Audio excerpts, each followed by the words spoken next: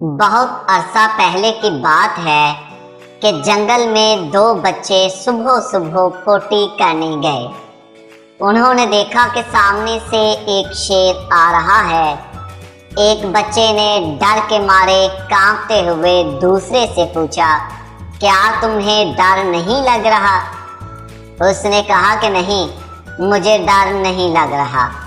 تو پہلے بچے نے کہا، اگر تمہیں ڈر نہیں لگ رہا تو اپنی پیٹھ دھو، میری کیوں دھو رہے ہو؟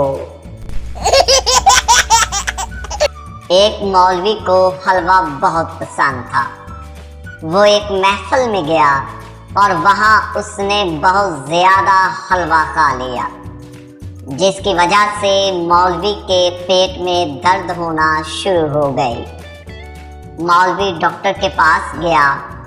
ڈاکٹر نے چیک اپ کے بعد مولوی کو دوائی دیتے ہوئے کہا کہ یہ لو مولوی صاحب، یہ 5 گولیاں کھا لو۔